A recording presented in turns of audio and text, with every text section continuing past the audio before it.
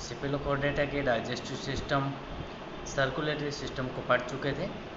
अभी हम पढ़ेंगे सेफेलोकोर्डेटा के जो एक्सक्रीटरी सिस्टम या उत्सर्जित तंत्र के बारे में पढ़ेंगे। प्रोटोनेफ्रिडिया उत्सर्जन तंत्र में इसके अंदर हम देखें तो प्रोटोनेफ्रिडिया के द्वारा या आदि वृक्कों के द्वारा उत्सर्जन होता है। इसके अलावा कुछ और भी संरचनाएं इसके अंदर पाई जाती हैं। जो प्रोटोनेफ्रिडिया एम्फियोक्सेस के हैं ये सिंपल होते हैं, सरल, बंद और सिलिएटेड सैक लाइक यानी थैलेनुमा और थिन वॉल एक्टोडर्मल ट्यूब से बने होते हैं। The nephridia are richly supplies with blood vessels. इसके अंदर जो ब्लड की सप्लाई है, रक्त परिवहन है, वो बहुत अधिक होता है। And the solenocyte freely project into the coelomic fluid. और जो सोलेनोसाइट होती हैं इसके प्रोजेक्शन बाहर निकले हुए वो सीलोमिक फ्लूइड के अंदर प्रवेश किए होते हैं। जो उत्सर्जन है वो सरल डिफ्यूजन के द्वारा होता है। नाइट्रोजिनस वेस्ट जो होता है वो सोलेनोसाइट के द्वारा freely project into coelomic fluid के अंदर उत्सर्जित किया जाता है।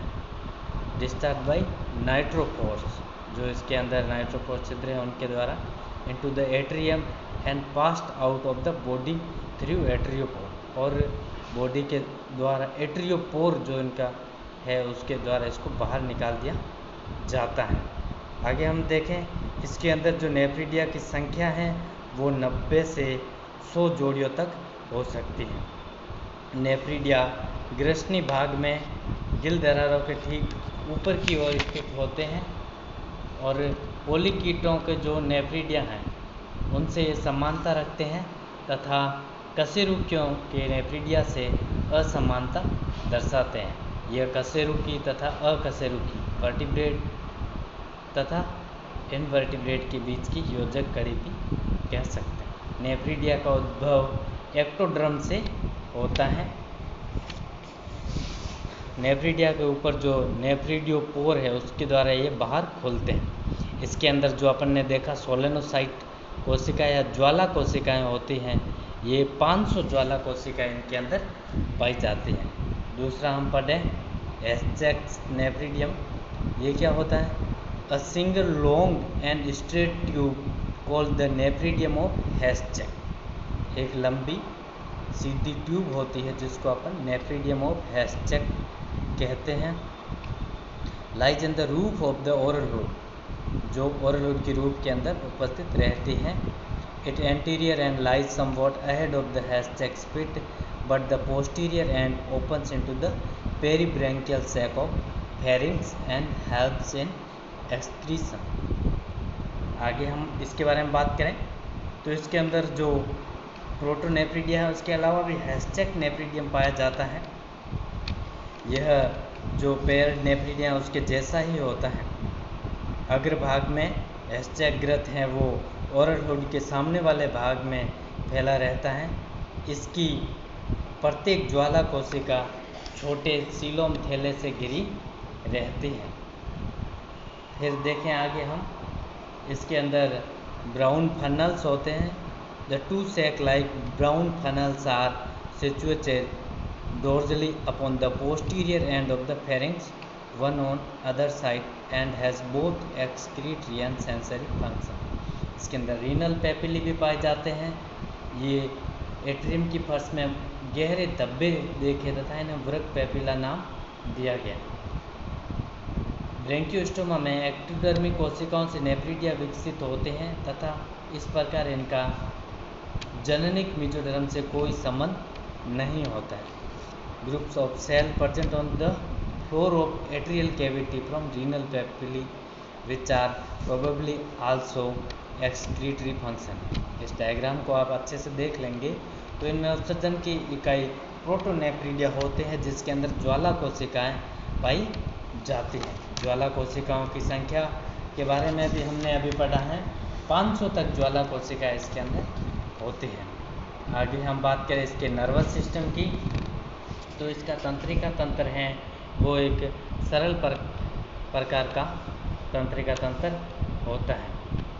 इनमें ब्रेन एब्सेंट होता है। इसका तंत्रिका तंत्र में नर्व कोड, तंत्रिका रज्जु और नर्व्स या तंत्रिकाएं पाई जाते हैं। इसके नर्व कोड के अंदर 2 लेयर्स भी होती है, ग्रे मैटर और वाइट मैटर लेयर्स होती हैं। दूसरा, आगे हम देखें इसके तंत्रिका तंत्र की विशेषताएं, तो यह इसमें विशिष्ट मस्तिष्क का अभाव होता है। इसके रीढ़ या रज्जु स्पाइनल कॉर्ड में गुच्छिकाओं का अभाव होता है। इसमें सिंपैथेटिक गैंग्लिया अनुपस्थित होते हैं। तंत्रिका रज्जु से निकलने वाली तंत्रिकाओं की पृष्ठ एवं अधर मूलें पृथक या अलग अलग होती हैं। पृष्ठ मूल संवेदी एवं प्रेरक दोनों प्रकार की होती हैं। आगे हम बात करें इसके सेंसरी ऑर्गन्स की। इसके अंदर ब्रैंकियोस्टोमा में निम्न संवेदी अंग पाए जाते हैं। सबसे पहले बात करें आइस, नेत्र बिंदु या ओसिलाई। यह इसके अंदर जो ट्रू एक्सटर्नल आइज हैं वो एब्सेंट होती हैं। बहुत से काले वर्णक बिंदु साधारण नेत्र या प्रकाशग्राही अंग मेरु रज्जु के केंद्रीय नाल के अधर पार्श्व सिरों पर पाए जाते हैं। सेकेंड, अगर बात करें, इसमें प्रकाश संवेदी कोशिका से एक तंत्रिका तंतु निकलता है। केंद्रीय नाल के दाईं तथा बाईं ओर नेत्र बिंदुओं की संख्या समान नहीं होती। सेकेंड, पिगमेंट स्पॉट या वर्णक बिंदु, तो यह प्रकाश के प्रति संवेदी नहीं होता।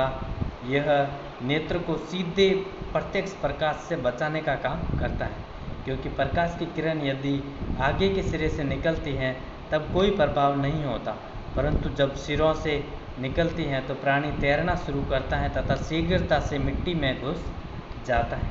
इसके अंदर कीपाकार ऑर्गन्स पाया जाता है, इनफंडिबुलर ऑर्गन, जो भी एक तरीके का सेंस ऑर्गन है। इसका कार्य अभी तक स्पष्ट नहीं है। संवेदी पेपिला या सेंसरी पेपिला, ये संवेदी कोशिकाओं के समूह हैं जो ओरल सिराई तथा विलंब स्पर्शकों के ऊपर पाए जाते हैं। ये रसायन संवेदी या संवाद संवेदी प्रकृति के होते हैं। आगे हम देखें, इसके अंदर सेंसरी सेल्स होती हैं।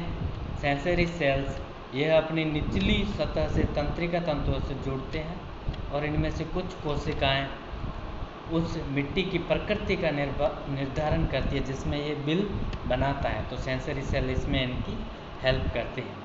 आगे बढ़ा 6th वन, कोलिकर गर्त। यह एक छोटी गर्त या थैली होती है जो रोमापी एक्टोडर्मी कोशिकाओं से मिलकर बनती हैं एवं प्रमस्तिष्क आशय के अग्रसिरे के ठीक ऊपर स्थित बाईं ओर स्थित होती हैं। इसे ओल्फैक्टरी पिट कहते हैं। इसमें कोई संवेदक कोशिका नहीं होती, परंतु इसे भी रसायन संवेदी या स्वाद अंग कहा जाता है। 7वें की बात करें, इसके अंदर तंत्रिकाओं के स्वतंत्र छोर मांसपेशियों में अंतःग्राही के रूप में उपस्थित रहते हैं, जो मांसपेशियों के संकुचन के प्रति संवेदी होते हैं।